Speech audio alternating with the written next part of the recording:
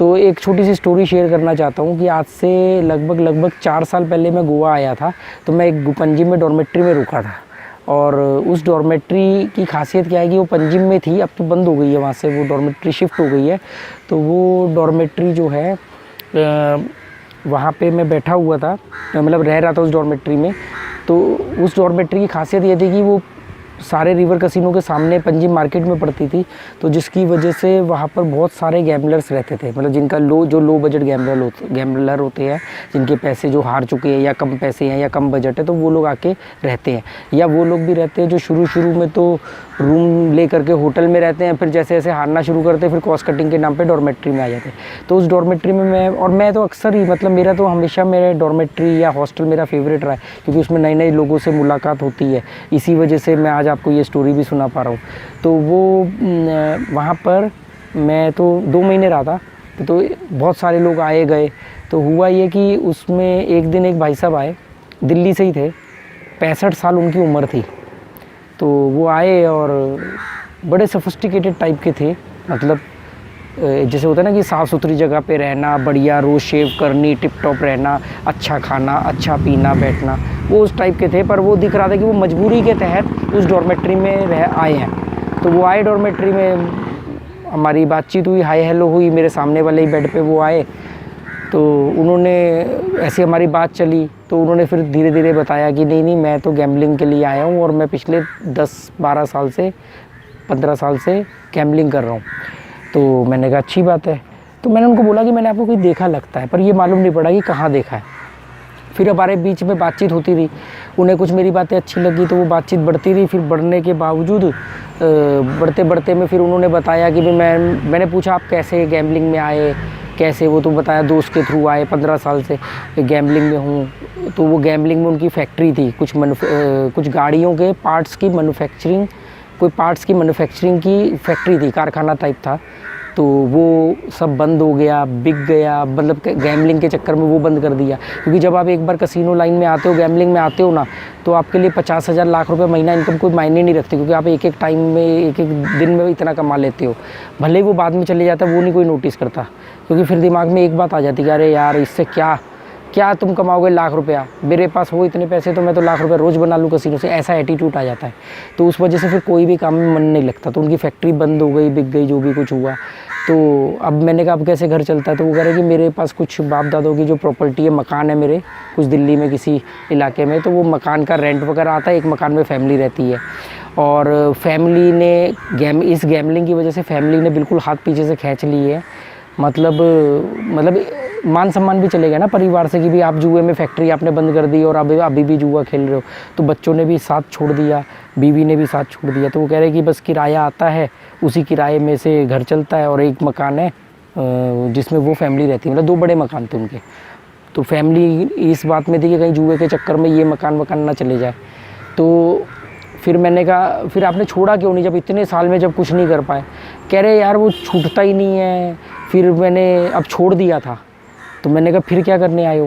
कह रहे मैंने छोड़ दिया था और मैं 1.5-2 साल कसिनो नहीं गया। फिर मैंने सोचा कि क्या लूपहोल है कसिनो की, कहाँ हम गलती करते हैं। तो मैंने 1-1.5 साल में इसको समझा और एक रामबाण स्ट्रेटजी बनाई है, एक रामबाण स्ट्रेटजी।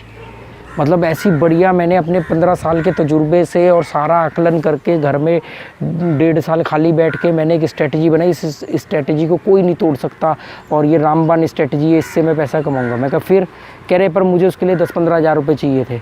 तो मैंने 5-6 महीने अपनी ही फील्ड, मतलब जिस पार्ट्स की फैक्ट्री थी, उसी फैक्ट्री के अंदर या उसके जैसी किसी फैक्ट्री के अंदर, आई एम नॉट श्योर, उसी फैक्ट्री के अंदर मैंने नौकरी करी 6-8 महीने, और उसकी तनख्वाह से मैंने कुछ 13-14 हज़ार रुपये, 15 हज़ार रुपये इकट्ठे किए, जिसमें से 2 हज़ार रुपये मेरे आने में लग गए। मैंने कहा अच्छा। तो कह रहे अब मैं इससे पैसा बनाऊंगा और ये रामबाण उपाय है और ऐसा है वैसा है ये वो है। मैं कहा ठीक है जी, बहुत बढ़िया। तो वो अंदर बाहर कुछ कार्ड्स की गेम खेलते थे, मुझे उसके बारे में नॉलेज नहीं है, ना मेरी कोई दिलचस्पी है। मैंने क्या बोला, सब कुछ नहीं आना चाहिए, एक में महारत होनी चाहिए। तो ऐसी बातचीत के दौरान मालूम पड़ा, मैंने कहा यार आपको कहाँ देखा है मैंने?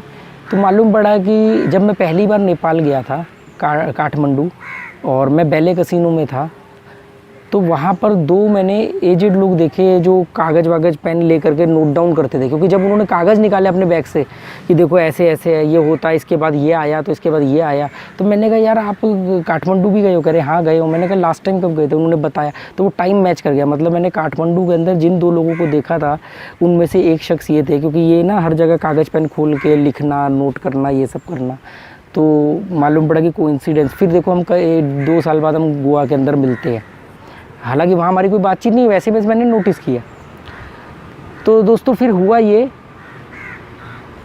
कि उन्होंने अपना ये बताया स्ट्रेटजी। मैंने कहा ठीक है जी, ऑल द बेस्ट। मैंने कहा जी कसिनो में मेरे को तो गोवा आने में ही बहुत खुशी हो रही है, कसिनो मेरे लिए कोई मायने नहीं रखता, ये तो मेरे लिए एक छोटा सा पार्ट है। मैं कसिनो को थैंक यू बोलूँगा कि उसकी वजह से मैं गोवा आया या गोवा जैसी जगह पे आया, ठीक है। तो इससे ज़्यादा कोई मेरा रोल नहीं। अभी भी देख लो, मेरे को 1.5 साल हो गए, 1.5 साल में मैं मतलब टोटल जोड़ लूँ तो 100 दिन भी नहीं गया हूँगा। 100 दिन भी बहुत बड़ी बात है, मतलब बहुत ज़्यादा बोल दिया। 50-60 दिन कसिनो गया हूँगा, तो 1.25 साल में नहीं जाते, हम ऐसे ही शौक के तौर पे जाते हैं, तो क्योंकि मालूम है ना उसकी लूपहोल क्या है। तो उन्होंने वो स्ट्रेटजी अपनाई और वो गए कसिनो में। उनकी एंट्री भी फ्री थी, क्योंकि पहले बहुत हार चुके थे, तो कसिनो ऐसे लोगों को एंट्री फ्री देता है। वो गए, शाम को आए, मैंने कहा हाँ जी मिले। वो कह रहे आज पहला दिन था, आज 2,500-3 हज़ार रुपये मैं जीत गया, कुछ 2,500-3 हज़ार रुपये जीत गया।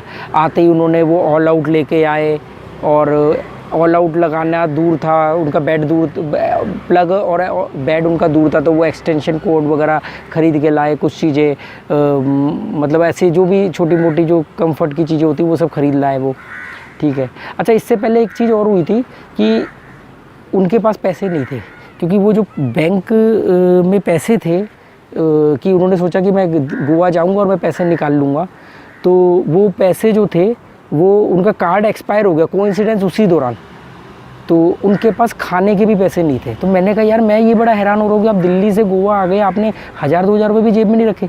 कह रहे मैंने तो सिर्फ टिकट के लायक पैसे निकाले, टिकट ली और मैं आ गया। मैंने कहा रास्ते के लिए 100-200 रुपये बहुत है, बाकी तो वहाँ जाके ATM से निकाल ही लूँगा, जेब में क्या रखने। अब वो कार्ड उनका वो एक्सपायर हो गया, तो वो प्रोसेस होता है कि वो दिल्ली के एड्रेस पे आएगा, फिर वहाँ से यहाँ मंगाना, तो बहुत लंबा प्रोसेस है। तो कोइंसिडेंस उस समय मैंने उनको, जैसे मैं डिनर करने जाता था शीतल वगैरह जो है पंजिम में, तो 1-2 बार मैंने उनको डिनर वगैरह करा दिया, सुबह का ब्रेकफास्ट करा दिया। उस दौरान उनके बैंक मैनेजर से बात करी, फिर कोई वो कह रहे जी किसी लोकल का अगर अकाउंट होगा तो मैं आपके लोकल के अकाउंट में पैसे ट्रांसफ़र कर सकता हूँ, आप उससे ले लो। फिर ढूंढा किसी लोकल को, मैनेजर से मिलवाया, फिर ऐसे करके उनके 2 दिन में वो पैसे मिल गए। ये कि पहले दिन वो 2-2.5 हज़ार रुपये बना के लाए, और दूसरे दिन वो गए।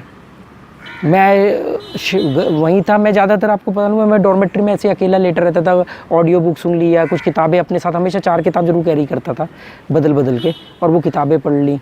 तो वो शाम को आए, उनके बाल सारे खड़े हुए, आंखें ऐसे घूम रही हैं, मतलब किसी एक जगह पे टिक नहीं रही हैं, मुंह खुला हुआ, मतलब एक जगह हक्का बक्का आदमी हो जाता ना, एकदम बौखलाया हुआ, झल्लाया हुआ। मैंने पूछा हाँ जी क्या हाल है, कोई जवाब नहीं दिया उन्होंने। फिर वो आधा 1 घंटा बैठे, फिर मैंने कहा क्या हुआ, कोई प्रॉब्लम? कह रहे बहुत बड़ी गड़बड़ हो गई। मैंने कहा मतलब? कह रहे वो पानी वानी पिलाया मैंने उनको। मैंने कहा हुआ क्या?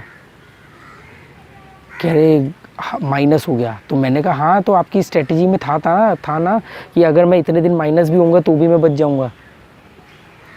कह रहे नहीं, सब माइनस हो गया। मैंने कहा पर आपने तो बोला था कि 2,000 से नीचे का मैं लॉस नहीं उठाऊंगा एक दिन में। कह रहे हाँ, वो पहले ग्राफ ऊपर गया, फिर वो पैसा जाने लगा, तो मैंने 2,000 कम हुआ, मैंने कहा ट्राई करता हूँ। वो करने के चक्कर में मेरा पूरा का पूरा बैलेंस जो भी 10-12 हज़ार रुपये था वो एक ही दिन, मतलब पहले दिन 2,500 जीते, दूसरे दिन में सारा का सारा पैसा चला गया। मैंने कहा यार मैंने आपको बताया था कि कसिनो एक सेंसिटिव जोन है, ये दिमाग के ऊपर शैतान को नचाता है, और वो जब शैतान नाचता है ना तो सब रामबाण, गीता, बाइबल, कुरान धरी की धरी रह जाती है। अभी नहीं आए पहल को लेके, यहीं से आएंगे पहल को लेके। तो मैंने उनको समझाया, पर अब क्या था, पैसा तो सारा चला गया। वो नियो मजेस्टिक की बात है, नियो मजेस्टिक में ना एक कार्ड गेम है जिसमें रोबोट कार्ड उठाता है फिजिकली, तो वो वाला था, उसमें सब वो हार गए टोटल एक ही दिन में। अब ये नौबत आ गई, फिर रात को उनको समझाया, फ़ैसला हुआ कि वो अगले दिन वापस दिल्ली जाएंगे। दिल्ली जाने के लिए मैंने उनको ट्रेन सजेस्ट करी, 11 बजे यहाँ से दुरंतो जाती है, आप दुरंतो लो, उसमें आपको खाने पीने की कोई दिक्कत नहीं है। फिर टिकट के पैसे वगैरह अरेंज किए और वो दिल्ली गए। दिल्ली में जाने के बाद उनका 1-2 बार मेरे पास फ़ोन भी आया कि अरे आप से मुझे इतनी प्रेरणा मिली, ये मिला, वो मिला। मतलब उनकी ये हालत थी कि उनके बेटे ने उनका फ़ोन तक रिचार्ज करने से मना कर दिया था। तो मैं ये नहीं बोलूँगा बेटे की गलती, इन्होंने अपना ट्रस्ट गवा दिया होगा, तो जो भी रीज़न रहा।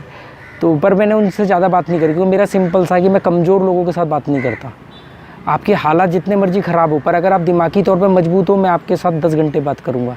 आप करोड़पति भी हो और मानसिक तौर पे कमज़ोर हो, या कोई आईक्यू लेवल नहीं है, कोई आइडियोलॉजी नहीं है, तो आप करोड़पति भी हो, मेरे को जो मर्जी बेनिफिट देने की बात करो, मैं आपके साथ बात नहीं करूँगा। तो फिर मैंने उनके साथ ज़्यादा डिस्कशन कंटिन्यू नहीं रखा, क्योंकि आप उसी को ही तो बचा सकते हो जिसमें बचने की गुंजाइश हो, या जो खुद बचना चाहता हो। इससे पहले भी एक चीज़ हुई थी इनके साथ कि मेरे ना फ़ोन में नेपाल का एक ऐप पड़ा हुआ था ऑनलाइन गैम्बलिंग का, लाइव कसिनो का, कसिनो रेड का। उस ऐप के अंदर कुछ बैलेंस पड़ा हुआ था, तो मैंने इनको दिखाया, मैंने कहा देखो ये वाली गेम ऐसे ही। तो इन्होंने कहा रुको मैं खेलता हूँ। मैंने कहा रहने दो यार, वो पता नहीं कब से 2-2.5 हज़ार रुपये मेरे पड़े हैं, वो आप मत उसको खेलो, चले जाएंगे, मैं इसको विड्रॉल कर लूँगा। वो मतलब पड़े हुए थे नेपाल में, ऐसी वाइफ ने शौकिया तौर पे मैंने डलवा दिए थे वाइफ के लिए, कि मैं कहा टाइम पास, एक एक्साइटमेंट होती है ना कि हम भी देखें, तो मैंने कहा ठीक है देख लो एंटरटेनमेंट। तो वो पड़े हुए थे, बहुत पुरानी बात है मतलब, तो वो ऐसे ही पड़े हुए थे पैसे। तो उन्होंने उससे खेलना, नहीं मैं दिखाता हूँ मेरी स्ट्रेटजी। उन्होंने अपनी स्ट्रेटजी, ये दूसरे दिन से, मतलब पहले दिन जिस दिन 2.5 हज़ार विन करके आए थे, उस दिन की बात है। तो उन्होंने उसमें ऑनलाइन में खेल के दिखाया, तो उसमें मेरे 1000 रुपये कम हो गए, या 800 रुपये कम हो गए, मतलब मेरे कम हो गए, वो हार गए, उसमें जीते नहीं। तो 800 रुपये कम, मैंने कहा रहने दो यार कोई बात नहीं, जो भी 1000-1200 पड़े वो पड़े रहने दो। पर उन्होंने मुझे फोर्सफुली 800 रुपये दे दिए।